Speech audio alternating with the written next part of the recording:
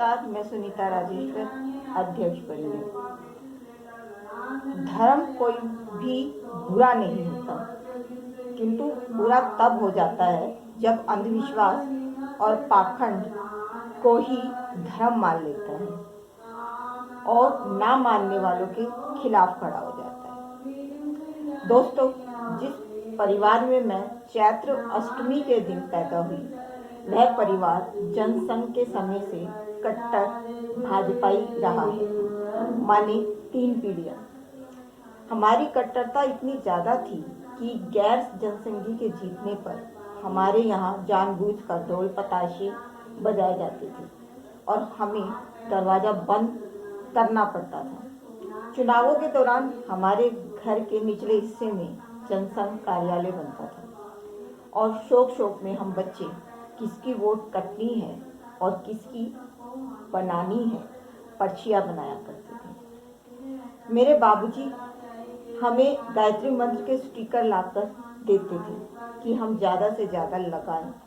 इतना ही नहीं, सुबह उठकर हम बच्चों में से जो बच्चा सबसे पहले राम राम माने गुड मॉर्निंग करता था, तब उसे 1 रुपया जेब खर्च मिलता था, जबकि बाकियों को चवन्नी राम नाम के नाम पर दी जाती थी। राम नाम के नाम पर राम मंदिर के लिए भी बाबूजी यथासंभव कुछ ना कुछ दान पर्ची कटवाते रहते थे। इतना ही नहीं, हनुमान चालीसा से लेकर रामायण की चौपाइयाँ तक बाबूजी ना जाने क्या क्या कंठस्थ था बाबूजी, जिसकी वजह से हम भी बहुत कुछ सीख चुके हैं।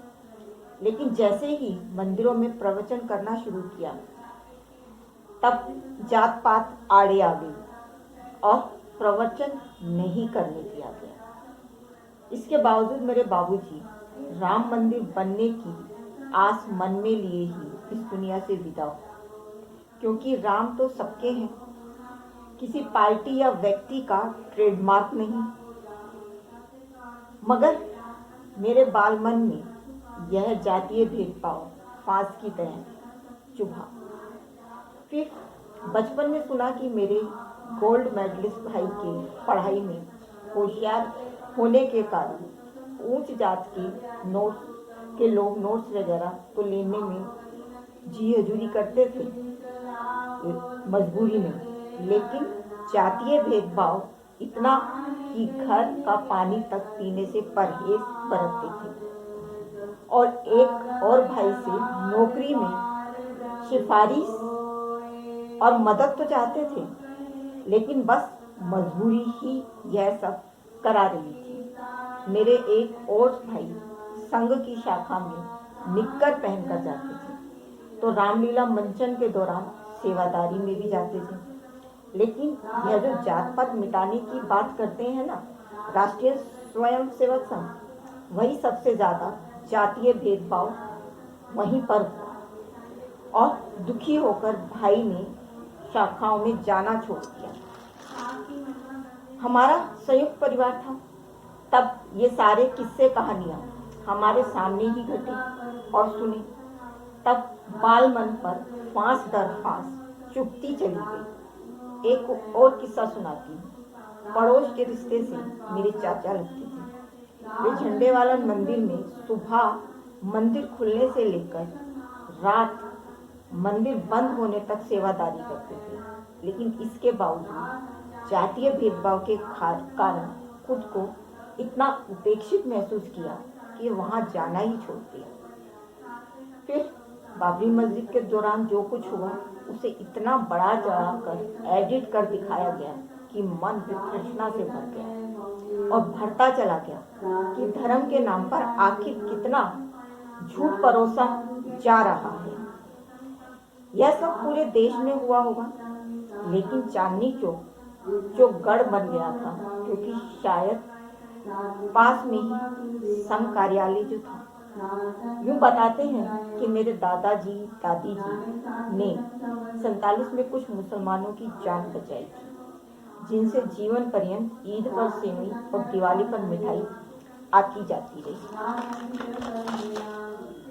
बस इसीलिए कॉलेज में पहले रामविलास पासवान की छात्र इकाई ज्वाइन की, लेकिन उनका पत्नी विवाद जानकर छोड़ दी और फिर सीपीएम की छात्र इकाई एसएफआई ज्वाइन की और दौलत राम कॉलेज की छात्र नेता भी निर्वाचित हुई। छात्र नेता के नाते अन्य दलों के नेताओं से भी मिलना होता था। इसी दौरान सलमान रश्दी के समर्थन में ईरान अमृतसी जाना हुआ। तब एबीवीपी के राजेश्वर दयाल वत्स से मिलना हुआ। जान पहचान दोस्ती फिर प्रगाढ़ता में बदली। तब एसएफआई के नेताओं ने मुझे राजनीतिक अपॉर्चुनिस्ट मानकर निकाल दिया। उन्हें डर था कि मैं भाजपा ज्वाइन करना चाहती हूँ, जबकि मेरा परिवार तो जनसंघ के समय से भाजपा ही था और उसे छोड़कर मैं एसएफआई में गई थी। मतलब भाजपा नहीं बल्कि भाजपा का हवा। ना मुझसे जानने की कोशिश की और ना ही खुद पड़ताल की। बस भाजपा का हवा ही इतना जबरदस्त था कि मेरे घर आकर खाना पीना तक करने वाले एसएफआई नेता मुझे समझ ही नहीं पाए और बस निकाल दिया। और मज़ेदार बात बताऊं, मैंने आज तक भाजपा ज्वाइन नहीं की है। तब मैं पूरी तरह सब कुछ से अलग हो गई थी। आज वे अपनी गलती मानते हैं और दिखकर माफ़ी मांगने की बात करते हैं, है ना हास्यास्पद। तब भी मेरी हाथ जोड़कर गैर भाजपाइयों से विनती है कि प्लीज़ भाजपा को हवा मत बनाइए और ना मानिए। बिल्कुल ऐसी पार्टी भाजपा को हराया जा सकता है जहां धर्म और जात के नाम पर छुआछूत है। लेकिन अगर कभी मेरे जैसी स्थिति फिर आए तब हवा मानकर नहीं, तर्क और तथ्यों के आधार पर जांच पड़ताल करके ही कोई निर्णय लेना और भाजपा को हवा बिल्कुल मत मानना। हाँ, जब तक वहाँ धर्म और जात के नाम पर छुआछूत है तब तक परहेज जरूर करना, ठीक है। मैं सुनीता राजेश्वर, अध्यक्ष कर्मी। जय हिंद, जय भारत। और जैसा कि मैं हमेशा कहती रही हूँ, भाजपा हवा नहीं, लेकिन मुझे परहेज है। क्यों परहेज है? इसीलिए परहेज है।